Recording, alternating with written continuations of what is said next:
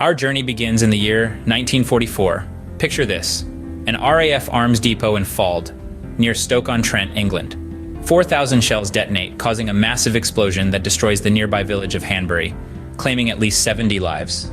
A devastating event that would forever mark November the 27th. Fast forward to 1951, the Korean War is raging. A ceasefire and demarcation zone accord is signed in Panmunjom, Korea.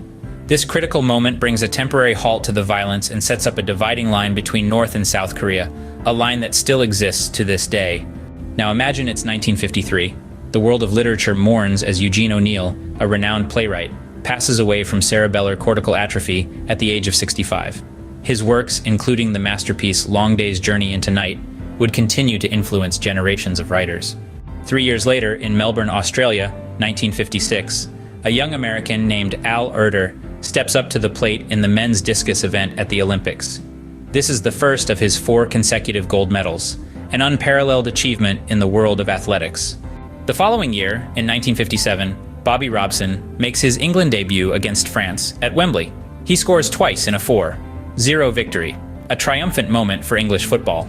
Interestingly, he had learned about his selection for the squad from a newspaper. In 1958, the USSR takes a step back from the Allied wartime agreements on the control of Germany. This decision marks another turning point in the complex post-World War II geopolitical landscape. 2 years later, in 1960, Dr. Félix Houphouët-Boigny rises to power as the president of the Ivory Coast.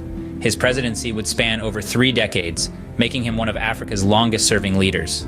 And finally, in 1961, the RAF begins airlifting supplies to desperate flood victims in Somalia, a humanitarian mission that showcases the power of international aid in times of crisis. In summary, November 27th is a day of significant historical events. From the tragedy in Hanbury, the ceasefire in Korea, to the achievements of Al Erter and Bobby Robson in sports. The passing of Eugene O'Neill, USSR's decision on Germany, Dr. Félix Houphouët-Boigny's presidency, and the RAF's aid mission in Somalia. Each event on its own tells a story of human resilience, ambition, and the constant march of history.